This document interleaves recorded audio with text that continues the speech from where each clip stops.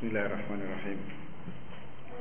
Alhamdulillah nahmaduhu wa nasta'inuhu wa nastaghfiruh wa na'udzu billahi min shururi anfusina wa sayyiati a'malina may yahdihillahu fala mudilla lahu wa may yudlil fala hadiya lahu asyhadu an la ilaha illallah wa asyhadu anna Muhammadan abduhu wa rasuluh ya ayyuhalladzina amanu taqullaha haqqa tuqatih ولا تموتن إلا وأنتم مسلمون يا أيها الناس اتقوا ربكم الذي خلقكم من نفس واحدة وخلق منها زوجها وبث منهما رجالا كثيرا ونساء واتقوا الله الذي تساءلون به والأرحام إن الله كان عليكم رقيبا يا أيها الذين آمنوا اتقوا الله وقولوا قولا سديدا يصلح لكم أعمالكم ويغفر لكم ذنوبكم ومن يطع الله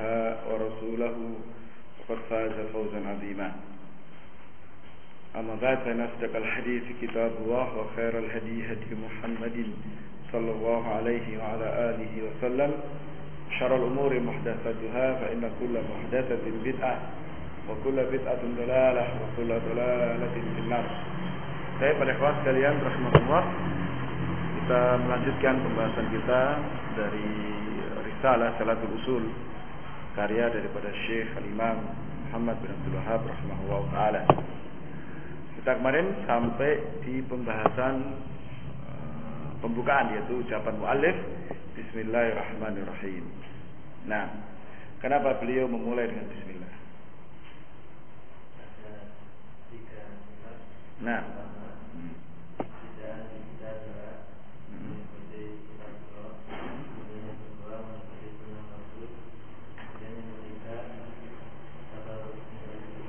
Nah, iktidaan bi kitabillah. Sisi pendalilannya dari mana?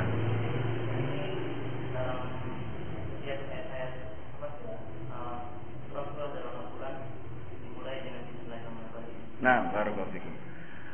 Iktidaan bi Rasulillah sallallahu alaihi wasallam dari sisi mana?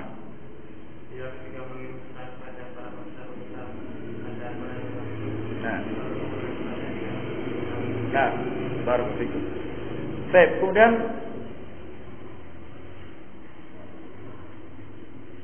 tentang makna bismillah. Nah,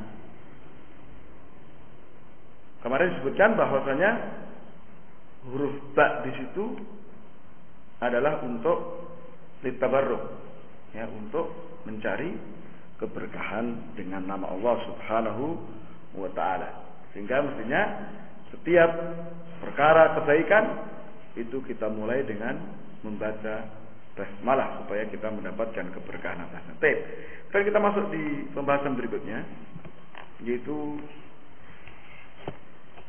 beliau mengatakan i'lam rahimakallah. Ketahuilah semoga Allah merahmati kamu. Nah, qalu i'lam kalimatun tushiru ila al-ihtimam bil mawdu'i. Kata i'lam itu adalah kata yang mengisyaratkan untuk perhatian terhadap materi yang mau disampaikan. Ya, sebab ini fi'il amr kan, dari alima ya'lamu i'lam. Ketahuilah. Ini adalah apa? Ya, kalau kita dalam bahasa kita mungkin sama dengan pengumuman. Nah, kalimat pengumuman, nah, itu adalah apa? Satu kata yang digunakan untuk menarik perhatian supaya orang perhatian dengan apa yang mau disampaikan. Nah, maka fa'idza qala i'lam, apabila dikatakan i'lam, ketahuilah, fa maknahu, maka maknanya adalah annal amra alladzi sayulqihi 'alaika amrun muhim. Artinya bahwa perkara yang akan disampaikan kepadamu itu adalah perkara yang penting. Ya. Jadi kita katakan i'lam, ketahuilah. Maknanya apa? Bahwa perkara yang akan disampaikan kepada kita itu adalah perkara penting. Sehingga fahadhil kalimatu tadullu ala ahammiyatil mawdu' allati yubda biha fihi. Maka kalimat ini atau kata i'lam ini menunjukkan tentang pentingnya perkara yang dimulai dengan kata i'lam tersebut. Bisa dipahami ini? Jadi suatu perkara yang dalam penyampaiannya itu didahului dengan kata i'lam, ketahuilah, atau pengumuman atau apa, itu menunjukkan bahwa perkara itu adalah perkara penting. Nah, baik, wa makna i'lam, makna kata i'lam kata Syekh, fi'lu amrin minal ilmi, adalah fi'il amr dari kata alima atau kata ilmu. Ayat ta'allam, artinya ketahuilah. Sedangkan ilmu artinya idraku syai' ala ma huwa alaihi fil waqi' atau tasawwuru syai'i ala tabqi al waqi'. Ilmu, dikatakan ilmu itu adalah menangkap sesuatu sesuai dengan kenyataan. Ya, ala ma huwa alaihi fil waqi', dalam kenyataan itu memahami sesuatu atau menangkap sesuatu sesuai dengan kenyataannya, atau gambaran terhadap sesuatu yang sesuai dengan kenyataan. Itu ilmu. Ya, jadi ilmu itu adalah apa? Memahami atau gambaran terhadap sesuatu yang sesuai dengan kenyataan. Itu ilmu.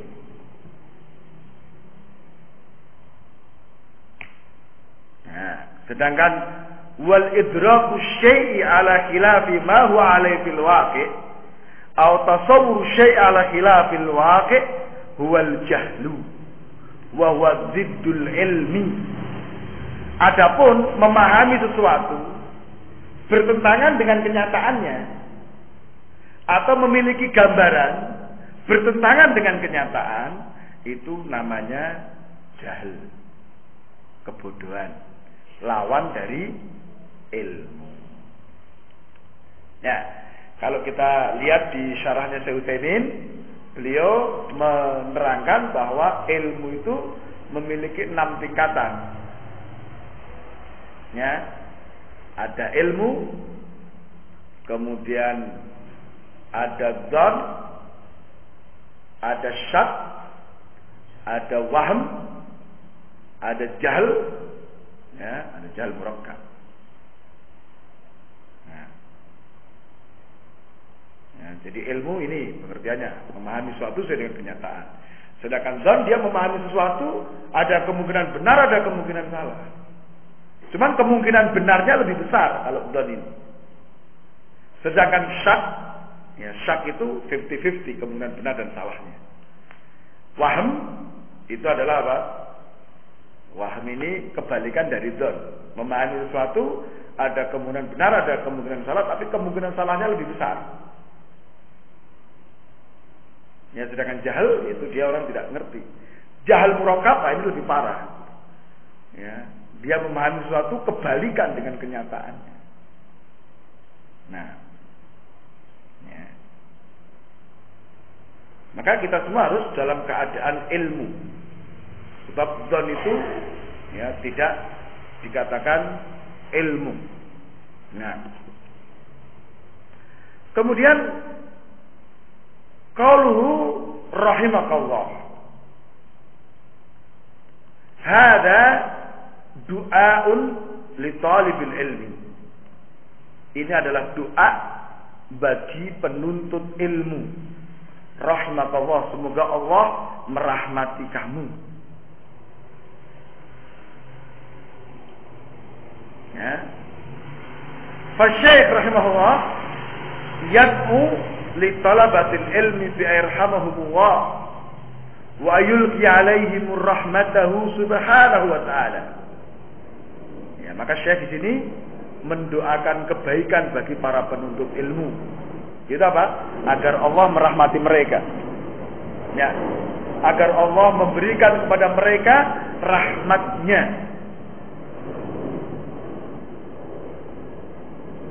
Nah, Dan dikatakan oleh Syekh Utsaimin, makna daripada rahimakallah, semoga Allah merahmati kamu, maknanya apa? Ya, semoga Allah mengampuni dosa-dosamu yang telah lewat dan menjaga dirimu dari dosa-dosa di masa yang akan datang. Nah, ya. Ini adalah makna rahimakallah, yaitu semoga Allah memberikan rahmat kepadamu. Maknanya tadi, semoga Allah mengampuni dosa-dosamu dan melindungi kamu dari dosa-dosa di masa yang akan datang. Kenapa didoakan seperti ini? Karena ini penting. Nah, ilmu itu cahaya. Cahaya Allah tidak akan diberikan kepada hati yang penuh dengan maksiat. Nah, jadi kemaksiatan itu termasuk perkara yang menghalangi ilmu. Allah Subhanahu berfirman, "Wattaqullaha wa yu'allimukumullah." Bertakwalah kepada Allah, maka Allah akan memberimu ilmu. Ya. Jadi wattaqullah, bertakwalah kepada Allah, wa yu'allimukumullah, dan Allah akan memberikan kepadamu ilmu. Jadi kalau takwa itu mendatangkan ilmu, ya dikatakan oleh Syekhul Islam Ibnu Taimiyah, barang siapa bertakwa kepada Allah, dia mengamalkan ilmunya, Allah akan berikan kepadanya ilmu yang belum dia ketahui sebelumnya. Allah akan bukakan pintu-pintu ilmu untuknya. Kalau ketakwaan seperti ini keadaannya, berarti kan sebaliknya, maksiat itu akan menghalangi dan menghilangkan ilmu. Sebagaimana kisah yang ma'ruf di kalangan kita, bagaimana Imam Syafi'i rahimahullah, ya, mengeluhkan hafalannya kepada gurunya Imam Waqi'. Ya, jadi kok hafalan saya jelek, tidak kuat, tidak cepat, kenapa? Maka beliau dinasihati untuk apa? Meninggalkan kemaksiatan. Nah, maka ini satu hal yang pas sekali kan. Kalau kita Syekh sebelum menyampaikan perkara penting, beliau doakan dulu supaya murid-muridnya diampuni dosa-dosanya, karena dosa itu yang menghalangi ilmu. Ya, semoga dijaga dari dosa-dosa di masa yang akan datang. Subhanallah. Seorang guru itu seperti ini mestinya. Seorang pendidik. Ya. Lihat dikatakan, "Fahadha fihi talattufu minal muallimi lil babil muta'allim." Maka dalam hal ini, dalam doa ini terdapat padanya sikap kasih sayang, kelemah lembutan dari guru terhadap murid-muridnya. Ya, wa annahu yabda'u bil kalami at-thayyibi wad du'ai as-salihi hatta yu'athira dhalika fi wa yuqbilu ala muallimihi. Di mana seorang guru itu apa? Memulai pembelajaran dengan kata-kata yang baik, dengan doa-doa kebaikan, sehingga ini akan mempengaruhi, ya, mempengaruhi terhadap murid-muridnya. Sehingga apa? Murid itu mau menerima gurunya. Coba kalau kita rasakan misalnya, kita belajar, tapi kita udah nggak seneng sama gurunya, kira-kira bagaimana? Masuk ilmu yang disampaikan kepada kita. Nah, atau kita belajar tapi dalam keadaan ketakutan terhadap guru kita. Wah, ini gurunya galak ini. Jadi kita juga nggak akan bisa nerima ilmu kita kan. Nah, ya. Jadi ketika seorang murid sudah baik dengan gurunya atau guru baik dengan muridnya, ini akan merupakan faktor yang sangat besar yang mempengaruhi keberhasilan dalam pembelajaran. Sehingga dikatakan, "Amma idza bada'al muallimu bil kalamil qafi wal kalami ghairil munasibi fa inna hadha yunaffiru." Adapun kalau seorang guru memulai pelajaran dengan kata-kata yang keras, kalimat yang kasar, atau dengan ucapan yang tidak sepantasnya, maka ini akan melarikan murid-muridnya. Ya, besok nggak akan datang lagi. Ya, nah? Besok tidak akan datang lagi guru apa muridnya itu. Nah. Ya. Maka fal wajibu 'alal muallimi wa 'ala man yad'u ila Allah wa 'ala man ya'muru bil ma'ruf wa yanha 'anil munkar at-talattufu ma'aman yukhatibuhu bid-du'a ilahu was-sana'i alaihi wal kalamil layyin fa inna hadza ad'a lil qabuli. Maka wajib bagi seorang guru atau seorang yang mengajak kepada Allah, ya seorang dai, atau seorang yang melakukan amar ma'ruf nahi munkar, untuk apa wajib? Untuk lemah lembut, kasih sayang terhadap orang yang diajak berbicara, ya, yaitu dengan mendoakan kebaikan untuknya, ya, dengan memujinya, dengan kalimat-kalimat yang lembut, ya. Maka sikap-sikap seperti ini lebih mendorong untuk orang itu menerima apa yang disampaikan. Ya, bahkan disebutkan oleh Syekh Saleh Al-Syekh, ya, dalam syarah Fathul Usul, beliau berikan faedah kenapa Syekh mengawali dengan doa. Kata beliau, katakan bahwa sesungguhnya ilmu itu tidak akan bisa diterima kecuali disampaikan dengan lemah lembut kasih sayang. Meskipun benar yang disampaikan itu benar, tapi kalau cara menyampaikan itu kasar, tidak akan diterima. Allah Subhanahu di Ali Imran sudah menyebutkan, walau kunta faddan ghalidhal qalbi lan faddu min hawli. Kalau kau itu keras, kasar hatimu, akan lari orang yang ada di sekeliling kamu. Nah, ya kita sendiri aja kan enggak bisa nerima kan, apalagi orang lain. Coba kita misalnya diperintah sama kawan kita, atau diajak oleh kawan kita, diajak taklim. Jelas taklim itu amal kebaikan, tapi kalau cara ngajaknya tuh kasar, kira-kira kita mau berangkat enggak? Atau kita menolak dengan keras? Ya, ini sering-sering kita enggak di kalangan elefah enggak paham tentang seperti ini. Nanti alasannya, oh dia sudah saya ajak enggak mau, dan ditahdir. Padahal cara ngajaknya yang keliru, sehingga orang enggak mau ikut, kan begitu. Ya, coba kalau ngajaknya lemah lembut, kasih sayang, ya. Nah, maka ini jadi perhatian kita, ya. Dan lemah lembut ini, ya, satu hal yang diperintahkan oleh syariat, bukan hal yang tercela. Nah, ini hukum asalnya seperti ini. Bahkan Syekhul Islam Ibnu Taimiyah dalam risalah Amar Ma'ruf Nahi Munkar, ada buku khusus beliau tipis tentang itu. Beliau juga menyebutkan bahwa asal dari amar ma'ruf nahi munkar itu dilakukan dengan lemah lembut kasih sayang. Asalnya begitu. Kecuali dalam kondisi-kondisi tertentu. Kecuali pada orang-orang tertentu, seperti disebutkan di sini. Amal mu'anidu wal mukabiru fa inna hadza lahu khitabun akhar. Adapun terhadap orang yang menentang, orang yang sombong, maka ini adalah diucapkan kepadanya pembicaraan yang lain. Ya, ada bentuk pembicaraan yang lain terhadap orang yang seperti ini. Ya, Allah Subhanahu ya berfirman, "Wala tujadilu ahlal kitabi illa billati hiya ahsan.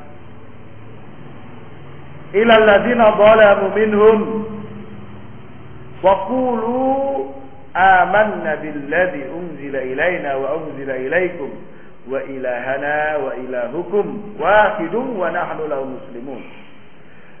Dan jangan engkau mendebat ahlul kitab kecuali dengan cara yang paling baik. Dari sini sampai dalam mendebat pun dikatakan billati hiya ahsan, dengan cara yang terbaik, dengan kalimat-kalimat, dengan sikap-sikap yang sekiranya orang itu mau menerima. Ini hukum asal berdebat.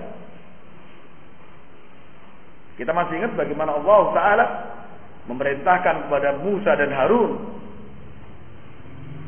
untuk bicara kepada Fir'aun. Allah katakan apa? Faqula lahu qawlan layyinan la'allahu yatadzakkaru aw yakhsha.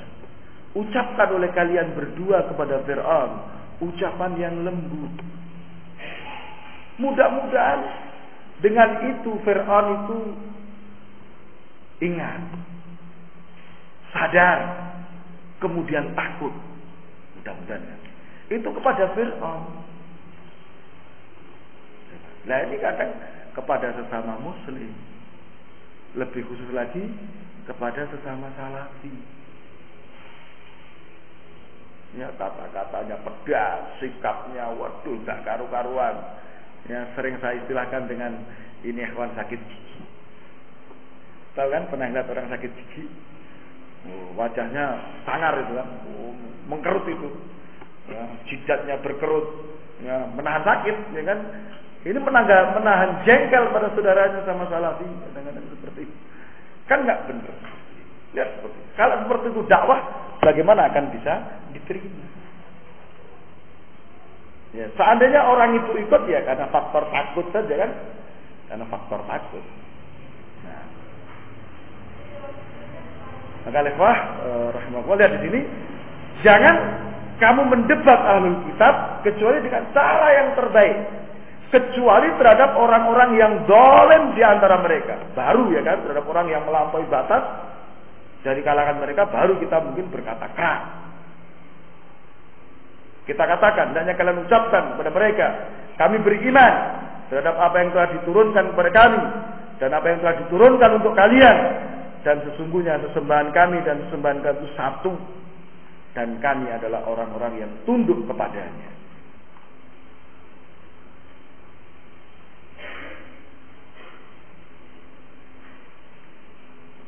Maka falladzina zalamu min ahlil kitabi wa anadu wa kabaru haula'i la yukhatabuna billati ya ahsan bal yukhatabuna bima yarda'uhum.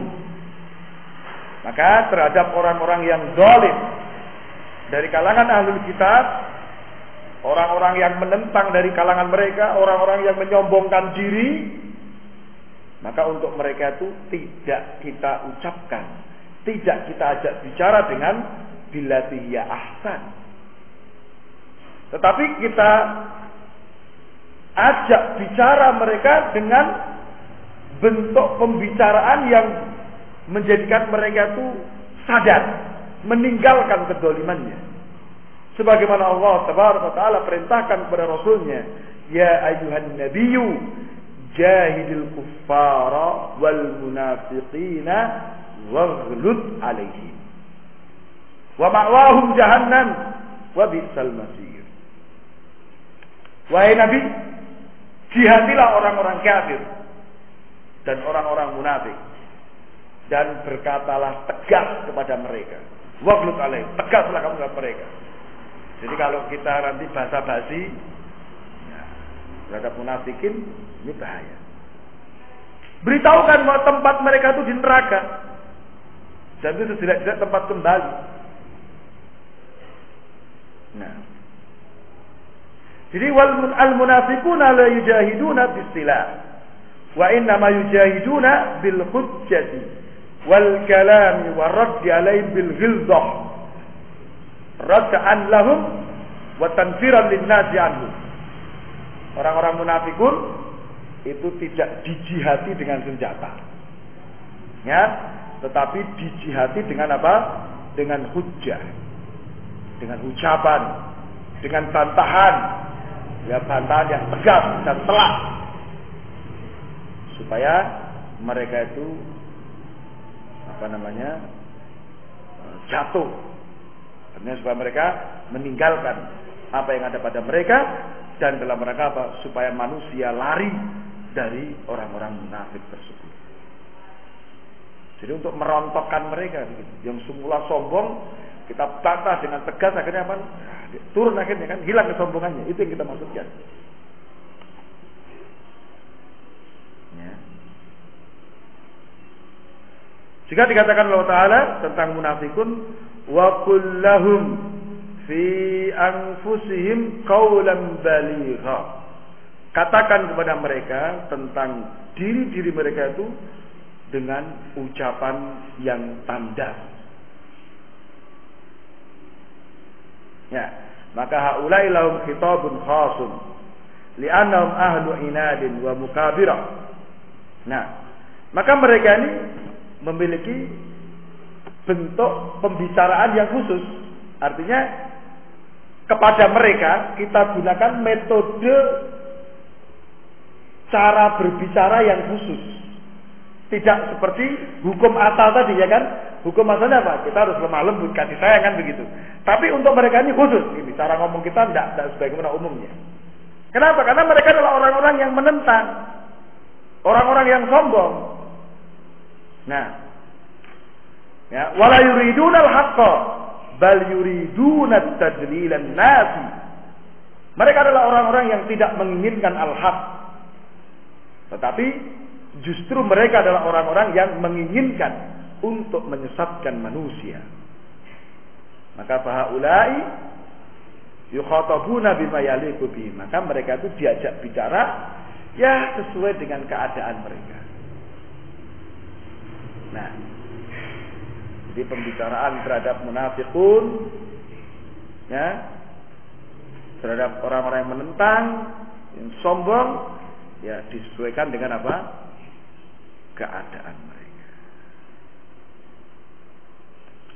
Kemudian kata Syekh, amma talibul mustarshidu fa hada yukhatabu bil rifqi wa rahmati wa lutfi li'anna yuridul haqqa wa yuridul ilma wal fa'idat. Adapun seorang murid yang ingin mendapatkan penjelasan, ya, mustarsyid, murid yang minta petunjuk. Jadi murid yang ingin diberi petunjuk, maka kepada mereka itu kita gunakan metode pembicaraan kita apa? Yang penuh kasih sayang, penuh dengan rahmat, ya, dan lemah lembut. Kenapa? Karena mereka adalah orang-orang yang menginginkan al-haq, gitu? Mereka adalah orang-orang yang menginginkan ilmu. Mereka adalah orang-orang yang ingin mendapatkan faedah. Nah, ini. Sehingga hendaknya kita ini betul-betul melihat keadaan orang yang kita ajak bicara. Sehingga Imam Ibnul Qayyim rahimahullah ta'ala, dan ucapan ini sering dinukil oleh Syekh Muqbil rahimahullah, bahwa manusia itu ada 3 golongan. Ada 3 golongan. Yang pertama adalah orang yang menginginkan al-haq. Sehingga ketika dia dapatkan al-haq itu, ya dia akan pegang. Dia cari al-haq. Yang kedua adalah orang yang sudah mengerti al-haq, tetapi kalah dengan hawa nafsunya. Dia sudah mengerti al-haq, cuman dia tidak mengerjakan al-haq. Kenapa? Kalah dengan hawa nafsu. Nah,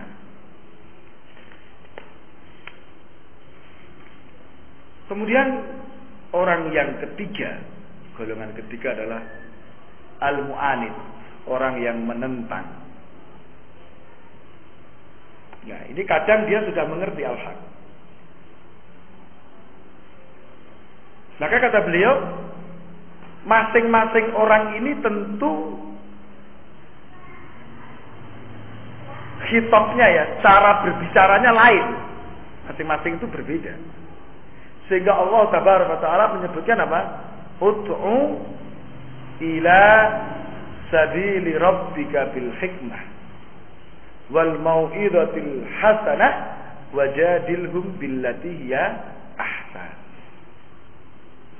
Ajaklah mereka untuk taat kepada Allah dengan hikmah, dengan nasihat yang baik, dan debatlah dengan cara yang terbaik. Nah, untuk orang yang tadi apa? Dia mencari al-haq, ya cukup dengan hikmah, kan? Hikmah itu artinya Qala Allah wa qala Rasul. Tunjukkan aja ini yang benar, ini yang salah. Yang benar caranya demikian, yang salah cara meninggalkan demikian. Selesai untuk golongan pertama ini, ya kan? Karena dia pengen al-haq, sehingga begitu diterangkan, oh yang benar itu seperti ini, selesai dia. Tidak perlu dibantah orang seperti ini, nggak perlu diajak debat. Ya. Nah, dia pengen al-haq. Begitu dapat, selesai, dia akan pegang. Sedangkan orang yang kedua itu apa? Dengan billati ya ahsan.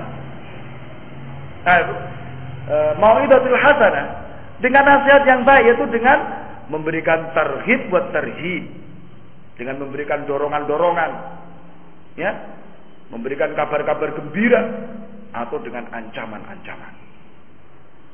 Sebab dia sudah ngerti kan begitu. Jadi untuk golongan kedua ini kalau sekedar mas yang benar itu seperti ini, itu salah, dia akan jawab saya sudah paham, gitu kan? Maka ini perlu adanya tadi nasihat-nasihat yang baik. Sedangkan golongan ketiga, orang yang ngeyel, nah ini dengan jidal bilati ya ahsan. Nah ini kadang-kadang sebagian kaum muslimin tidak tepat dalam berbicara. Loh, orang itu tanya bener karena nggak ngerti, pengen tahu, yang ngerti malah diajak debat. Ya, stres dia. Piye to ini? Saya tuh pengen ngerti ya, malah kamu dicurigai, malah gini-gini terus diajak debat. Menurut kamu bagaimana? Ya kok menurut saya tuh pengen tanya, bukan kok menurut saya bagaimana. Nah ini, ya, maka jadi khitab saja, jadi apa namanya? Cara berbicara saja itu ternyata subhanallah ada ilmunya, ya kan? Kepada siapa kita berbicara? Sehingga kita gunakan metode pembicaraan yang berbeda satu dengan yang lain. Ya. Nah. Maka kata Syekh Utsaimin, ya, dalam salah satu usul juga, ketika menerangkan tentang da'watu ilaihi, ya, beliau mengatakan bahwa salah satu syarat orang itu berdakwah itu adalah berilmu. Nah, ilmu di sini kata beliau meliputi tentang materi yang mau disampaikan itu apa, dia harus kuasai. Yang kedua, ilmu tentang mat'i, tentang kondisi orang yang didakwai. Yang ketiga, ilmu tentang manhaj dakwah, metode dakwah itu bagaimana. Kadang-kadang ada, ya, seorang dai, ya, karena dia nggak melihat kondisi matanya, dia bicara, materinya bagus, cuman bahasa yang dipakai terlalu tinggi, banyak istilah-istilah asing, istilah-istilah Arab yang disampaikan, sehingga matu jane opo tuh status nerangnya apa, dia nggak paham. Ini tentu dakwah tidak efektif. Nah, kalau kita para ulama, subhanallah, kalau ngajar kita sesuaikan pembahasan itu. Mungkin sama-sama salatul usul ya bukunya, tapi dilihat siapa yang diajari, seorang mahasiswa ataukah masyarakat awam. Nanti berbeda cara.